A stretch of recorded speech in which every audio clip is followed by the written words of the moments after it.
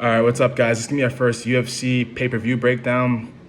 This is UFC 253, Adesanya versus Costa. Now, before I get into it, please make sure you like, comment, subscribe. We're trying to hit 1,000 subscribers so we can start doing the fight companions. So that would definitely help out a little bit. So if you do see this video, please make sure you subscribe. Kicking off the night, we have Ibragimov taking on Danilo Marques. This not much to really say about this fight. Cadiz comes in this fight with an 8-3 record, riding a 3-fight losing streak, fighting out of Russia. He is a young Russian cat, but he has had a tough time in the UFC. He looked pretty good in the regional market, but with those 3 losses in a row, it's not starting to look pretty good for this man.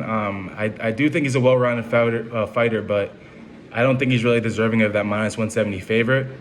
And on the return, we have plus 150 underdog in Danilo Marques, who's coming into this fight with a 9-2 record, fighting out of Brazil. Now, Danilo hasn't fought for a while. He is riding a pretty long layoff, but just getting into him, he's a BJJ fighter who turned MMA fighter, BJJ specialist turned MMA fighter, whatever makes sense to you. On the feet, doesn't look too good. He definitely needs to sharpen up his stand-up skills, but if he does take this fight to the ground, that is where he's going to get the job done. Like I mentioned, very good BJJ practitioner, but, for this fight, Kais hasn't had the best success, but, he definitely should win this fight. If Danilo can take the fight to the ground, maybe it's going to be a good day for him, but that's the only path of victory I see for him, and given the long layoff, I don't see him being able to get this fight done. I don't think the odds should be that high on Cadiz, though. I mean, -170 on someone that's on a 3-fight losing streak in the UFC, unproven. But, like I said, given the fact that he's a better and more well-rounded fighter, I definitely like this matchup for him. And I'm going to go with, I'll say Cadiz by decision. I don't see him being able to stop this fight, but I definitely see him being able to win at least 2 of the 3 rounds. All right, moving on to our next fight, we have Jeff Hughes going up against Juan Espino. Now, Jeff lights out Hughes, comes in this fight with a 10-3 record, riding a 2-fight skid, fighting out of Ohio. Just getting into Jeff Hughes, pretty good takedown defense, decent boxing, doesn't pack the most power, but he does have some good power in his hands.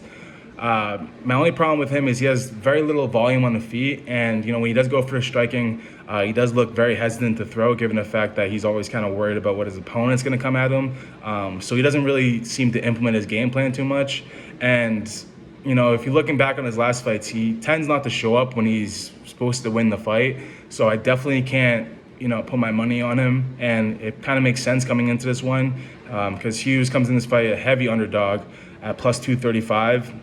And on the return, we have a -295 favorite in his opponent, Juan El Guapo Espino, who's coming into this fight with a 9-1 record, riding a 7-fight win streak, and he's fighting out of Spain. Now, Juan Espino was the winner of the heavyweight Ultimate Fighter finale, I think.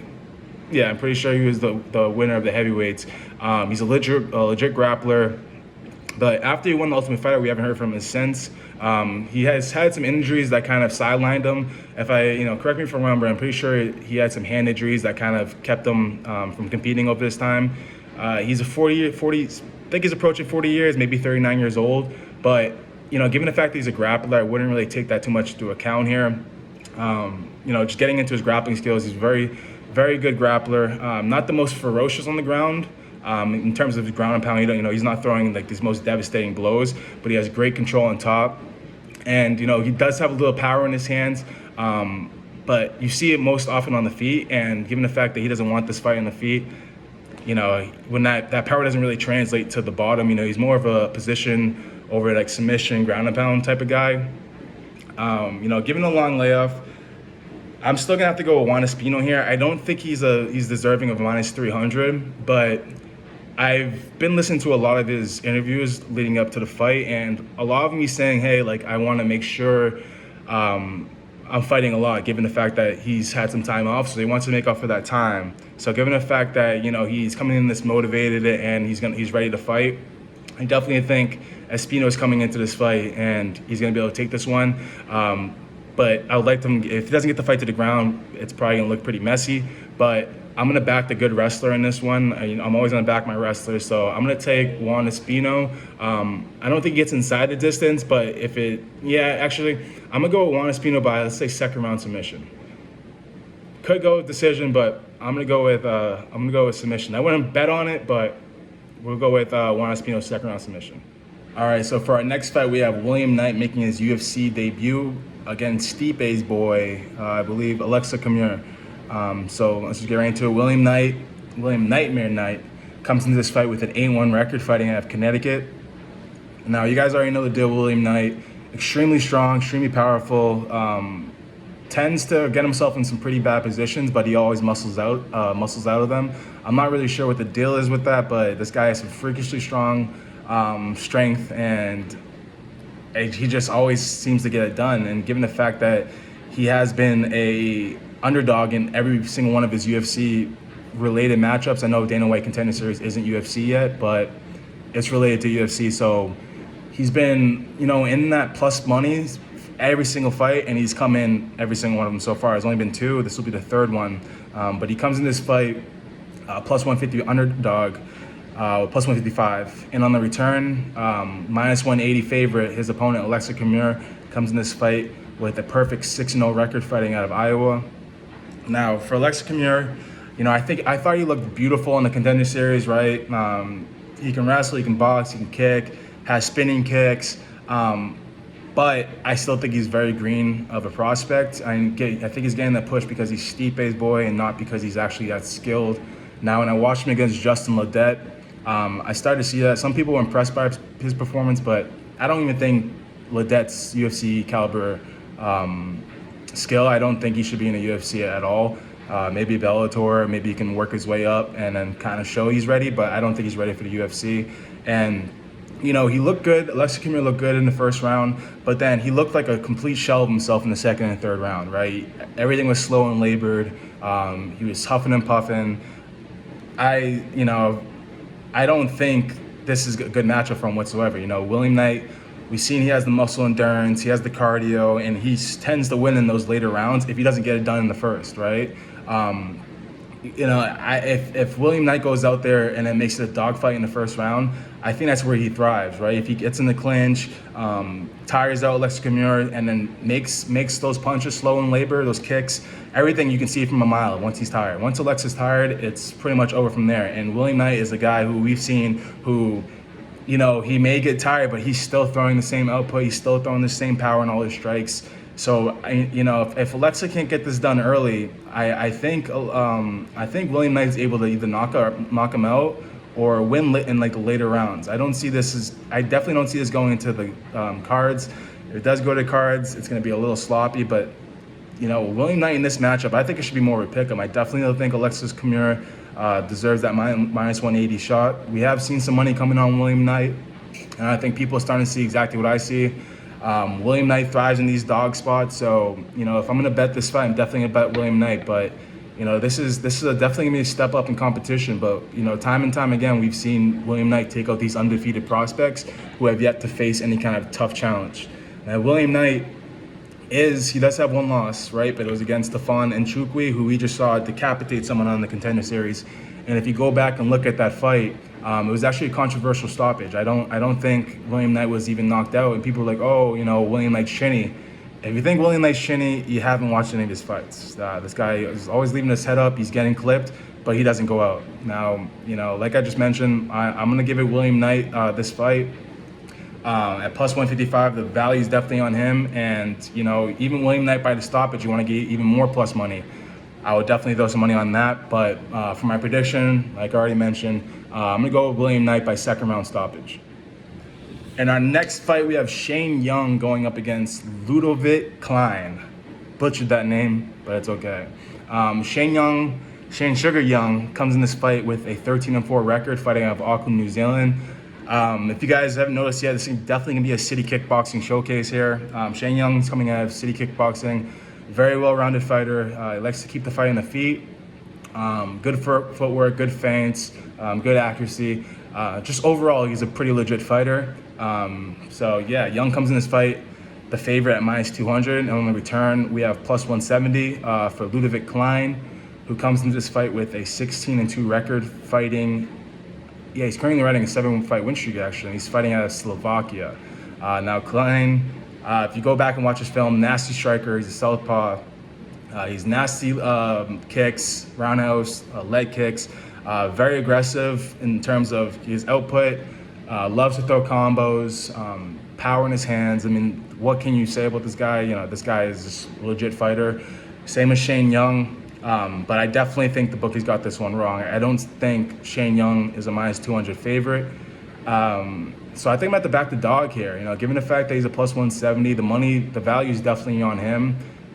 We're just gonna have to see how he performs in the UFC. You know, Klein's looked pretty impressive so far, and that 16-2 record can be pretty enticing. But he hasn't fought the stiffest of competition, and Shane Young is no easy competitor. So I'm gonna go with Klein to win.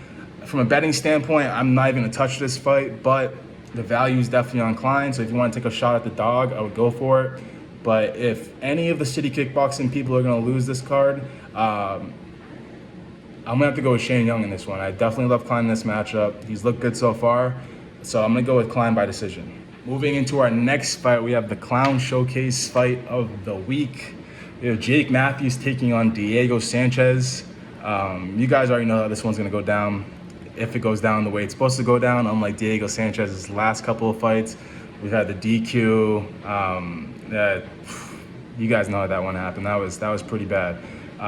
But you know, going into Jake the Celtic kid, Matthews comes in this fight with a 16-4 record, fighting out of Melbourne, Australia.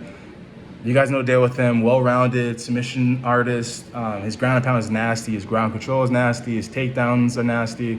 Not nasty, but they're good, right? He can get this fight to the ground, and he does pretty well at it. Now, in terms of betting, you know, this guy's a 670 favorite, minus 670 favorite. You know, you can throw him in a parlay. You're not gonna get the most return on it, but that it is what it is when you're going up against Diego Nightmare Sanchez, who comes in this fight. I think it's like a plus 350, plus 400, something crazy. He comes in this fight with a 30-12 record, fighting out of Albuquerque, New Mexico. Now, I'm not even gonna say a lot about Diego Sanchez. He looked terrible his last fight, way past his prime. He has that whack job of a head coach, whatever his name is. Fabian is just making a mockery of this dude. He was once a legend, but now he's starting to look a little suspect. He's going out there doing air bending and all this techniques to not get hit. And, you know, he thinks that he stopped Michel Pereira, even though he's getting demolished, and then took a legal knee, DQ. So,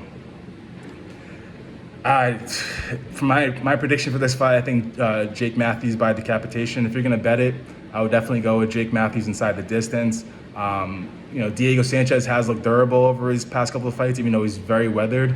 But I still think Jake Matthews is way too much of a competition for him. A way younger fighter. And quite frankly, he's in his prime, right? I just don't see Diego Sanchez as some decent grappling. But I see Jake Matthews literally going out there and ragdolling Diego Sanchez. Now, it is MMA. Crazy stuff happens all the time, but he's definitely going to be a safe parlay piece. I don't see him being upset, and if he does, well, then shit. But I don't see Diego Sanchez winning. He keeps talking at 4 fights left on my card, three fights left on my contract, 4 fights left on my contract.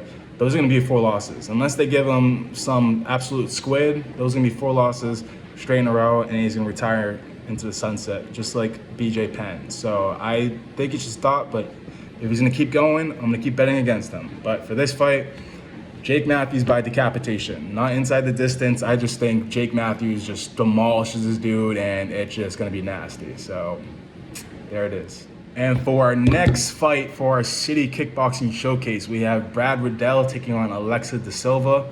Now, Brad Quake Riddell comes in this fight with a 8-1 record, riding a 5-fight win streak, fighting out of Auckland, New Zealand. You guys know the deal with Brad Riddell. We've seen a couple fights of him already in the UFC. Very skilled fighter, nasty on the feet, good takedown defense to go with that striking ability. But Riddell is he's currently a minus 325 favorite, and on the return, we have plus 255 underdog in his opponent Alex Lico Da Silva. He's coming into this fight with a 21-2 record, fighting out of Brazil. Now, Alexa Da Silva, despite the record, he's very green. But the positives, man, this guy's an explosive fighter, nasty finisher, has a lot of knockouts and a lot of experience. And, most of his knockouts are coming from, ground and pound, right? Ground and pound stoppages, but he also has a lot of submissions. So, I don't see him being able to take down Riddell and hold him there and then get that knockout on the ground in terms of, elbows, power strikes and stuff like that. Alexis De Silva has that 21-2 record, but he's fighting out of Brazil, not the best competition. De Silva is a very capable fighter, but I'm still going to have to take Riddell to win this one. I'm going to give Riddell, give him the win on the cards. I think he wins this fight by decision. He'll be a pretty good parlay piece.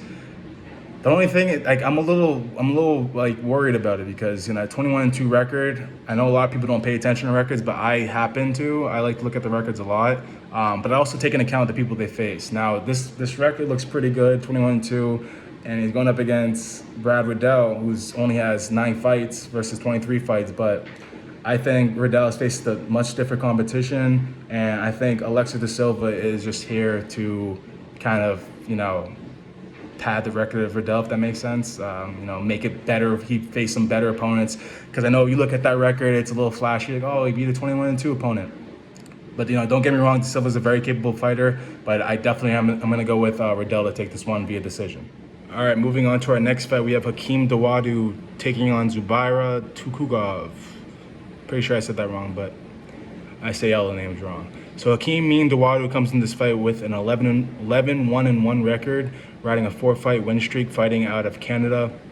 Hakeem has nasty leg kicks, nasty hands, but he just packs power in everything, right? He has vicious leg kicks, devastating knockout power, but on the flip side, he's very hittable. He doesn't have the best. He hasn't faced the best of competition, and given the fact that he's hittable against that, it says a lot coming into this fight.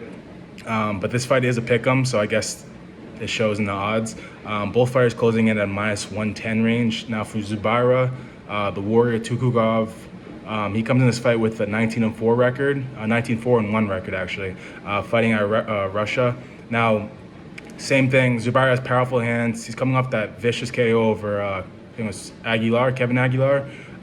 But he's had the same level of competition as Hakeem has faced, right? So they're both coming into this fight having faced the same UFC competition. Zubaira likes to kind of play on the outside and kind of go for a blitz attack. He has pretty good wrestling, but for whatever reason, he doesn't use it as much as I'd like him to. So for this fight, it's definitely a tough fight to call, but I'm gonna have to give it to Zubaira here. I just think he has a lot more ways to win. Hakeem definitely can hold his own in the grappling department and in the striking department, but I think Zubaira's gonna be the better wrestler here. Definitely gonna be. I think he's gonna be better on the feet. Only time will tell. But given all the kind of the weapons Zubaira has, and this is the pick'em, my money's definitely gonna have to be on Zubaira on this one. So I'm gonna have to go with Zubaira. I'll go with Zubaira by decision. Now for our next fight, we have Viera fighting Sijara Eubanks. Phenomenal. Viera comes in this fight with a 10-1 record, fighting in Brazil.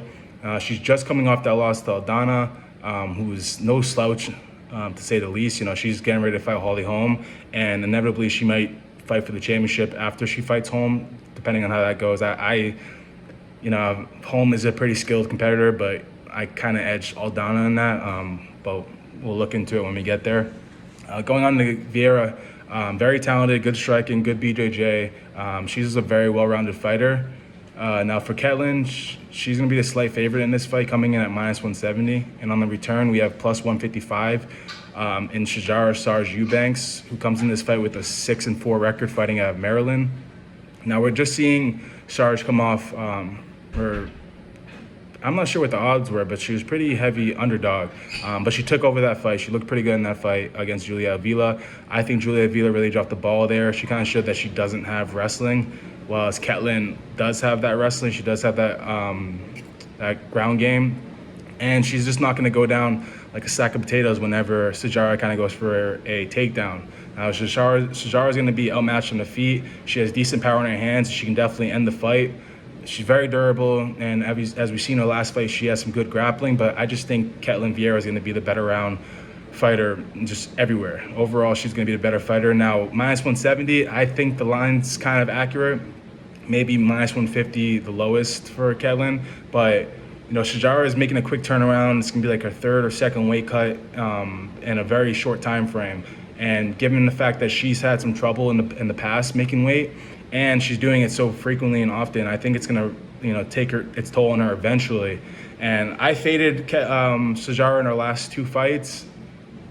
Didn't work out well, but I'm going to fade her again here. I'm going to go with Ketlin by decision. Like I said, I think she's just a better overall fighter, and I don't see Shajara being able to take this fight here. And up next, we have Kai Kara-France taking on Brandon Royval, and this is a pretty good fight. Kai, don't blink, Kara-France comes in this fight with a 21-8 record, fighting out of Auckland, New Zealand. Let's go off the nickname Don't Blink. He was Don't Blink on kind of the regional scene when he was knocking people out. Hasn't been knocking people out as of recently, but he's a still well-rounded fighter. He's gonna have more experience. He doesn't have the most power in his hand, but he's very technically sound. Coming out of City Kickboxing, those guys are all very skilled, and they're getting some pretty good technique from Eugene over there. But Kai comes in this fight as a minus 225 favorite, and on the return we have a plus 180 underdog and Brandon Raw Dog Royval. That's a pretty good nickname there. He comes in this fight with 11-4 record, fighting out of Canada. He's currently riding a 3-fight win streak, actually. He's fighting out of Colorado, sorry. Now, Brandon Royval, he's coming off a solid victory against Tim Elliott, who's no easy feat to say the least. He's a very well-rounded fighter, and he's dangerous, especially with the striking, but he does have a lot of submissions on his record. Now, Royval, I just think he has a lot of different ways to end this fight. In terms of that line, I do think Kai Kara-France is a little steep it's a little high for me, but Kai always delivers time and time again, especially when I have money on him. So I'd almost only trust Kai Kara-France with my money on him for this matchup. But Brandon Royval, I see a lot of people picking Brandon Royval. He is a skilled opponent. He's no slouch. So, I'm definitely having my money riding on Kai Kara-France. But for my prediction, I'm going to go with Kai Kara-France by decision. All right, for our co-main event tonight, we have a light heavyweight title fight, which is weird not having John Jones in it, but Dominic Reyes is taking on Jan Blachowicz.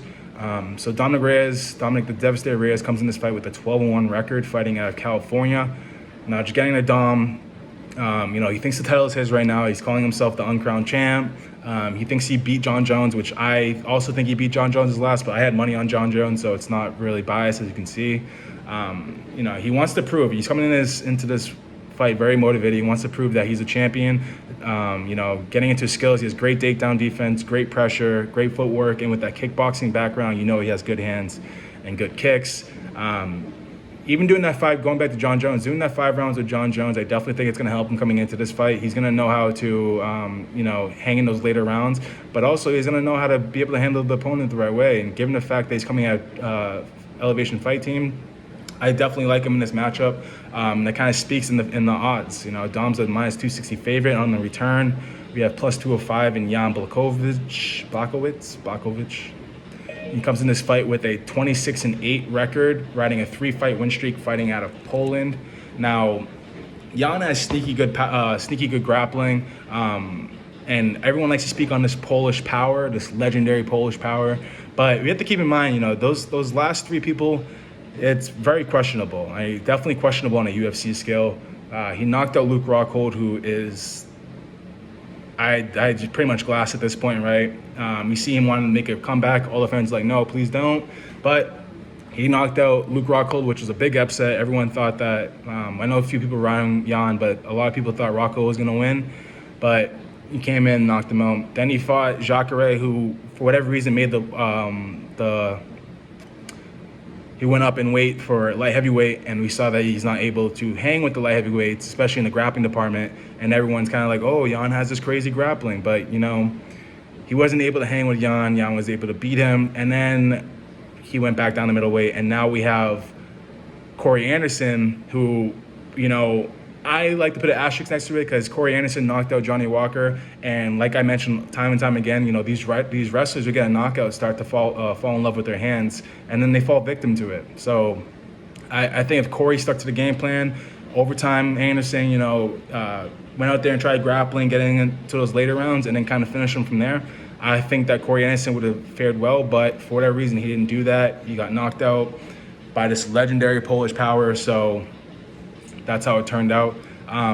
This line's very high for my liking. The value has to be on Jan, but in terms of who I think is going to win, I definitely think Dom Reyes is going to win. I think he's going to have the better stand-up, better feet, better technique.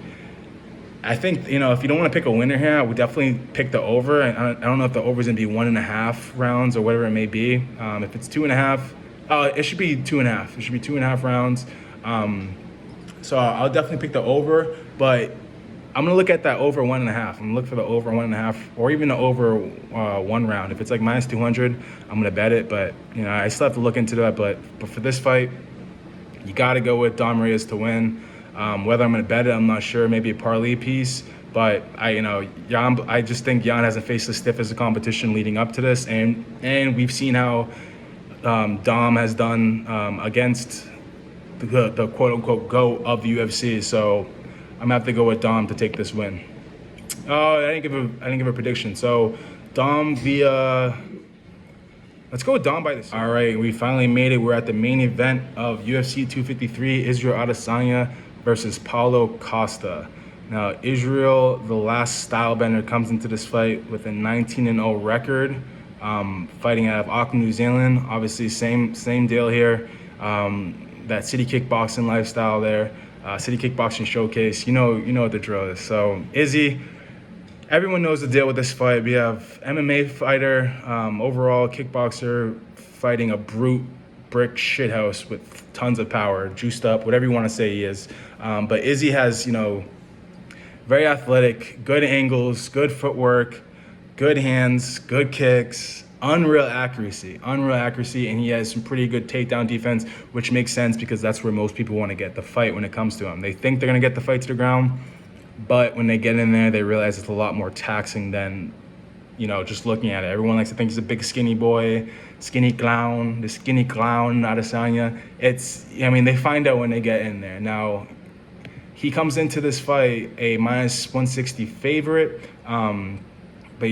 on the return, we have a plus 135 underdog in Paulo, the Racer Costa, who's fighting out of Brazil. Look into it. Let's just do the reach real quick. That T-Rex reach really shows here. 80-inch reach versus 72-inch reach. But everyone just talks about Paulo Costa's power and him being able to knock out Adesanya and all this, whatever it may be. Costa has powerful hooks, crazy pressure, and very good in the clinch in terms of making it nasty. But I just don't see him being able to take this fight here. Now, Izzy is very hittable, and we saw that against Gastelum, and we saw it against Romero, right? He went for a hook, a lead hook. Romero slipped it, and then bop, right in the I think it was like literally in the middle of the forehead. Crazy power, but we've seen that didn't knock out Adesanya. They didn't even make him flinch, right? He just ate it, backed up, and then he's like, okay, this is how this fight's gonna be. And then he won every single round after that. And people call it boring, but hey, man, if I'm gonna throw my money on someone, I'm gonna throw it on someone who has the ego not to lose, right? They want to not lose more than you want them to go out and show them this crazy performance. If you're a champion and you can stay a champion and you have all this clout and sponsorships, he's got sponsored by Puma, you're not gonna wanna let that down, right? You're not gonna wanna give that up while you're at highest. So Dana White saying this is gonna be a crazy fight and these guys aren't gonna back down from each other, I still see it the same way. I think Adesanya's gonna stick on the outside, kind of the bull in the matador here. He's just gonna, stick and weave. It can be boring unless Costa comes out there and then does what he says he's going to do and chase him down. Now, we just seen in an interview, Costa said he's not going to chase Adesanya. He's going to make him come to him. And if that's the case, Adesanya's going to have that reach. He's going to have the leg reach by a lot, and he's going to have the stand-up reach in the hands. So I see it. If Costa doesn't try burying him into the corner and getting those hooks at the body, withering away at him, I don't see Costa being able to take this away. I see Izzy kicking him from a distance. Now, Costa has shown that he is a very leg-heavy attack in terms of his stand-up. He'll kick the legs. He likes to mix it high and low. But we've seen in some of Izzy's training videos this camp, he's working on lifting that leg a lot. He's working on switching stance a lot. So, I think Izzy sees the same things that everyone else is seeing in this. But, in terms of that narrative that Costa's just going to walk down Izzy and just beat the hell out of him against the cage, you have to keep in mind, man, this guy's a kickboxer. He knows the ring well. He's just not going to sit there and let Costa tee off on his body. This isn't a video game. This isn't boxing where there's going to be a corner and, you got to get him in there. Once he's there, you kind of just tee off on him. Nah, he's going to be off. He's going to be moving off those ropes. Obviously, for this to be a cage. Once he feels his back to the cage, he understands the octagon. So for this fight, I see a lot of people riding Costa, but at those odds, man, I think we're slowly starting to see that Izzy's actually the truth. And at minus 170, I know I got him at minus 160. I'm going to have to ride with Adesanya here. Now, it can come back to bite us in the ass, but only time will tell for that one. I'm very excited for this fight. But, yeah, I'm going to have to go with... And from a betting standpoint, like over 1.5 rounds is a steal. I mean... If you want to throw heavy on Costa and then bet the over, if you want to bet heavy on Izzy and then bet Costa, and I don't really know how to bet this fight. I'm definitely going with Izzy. I'm definitely going with the over 1.5. But if you like a hedge bet would be like Costa inside like round 1 or round 2. If it goes over those rounds, it's Izzy's game all the way, especially with the gas tank. So very long-winded there, but I need you guys to understand that this is going to be Paulo Costa just dragging skinny clown around, right? I don't see it that way. So let's go with Izzy, dare I say, decision. Ooh, we'll go with Izzy by decision there.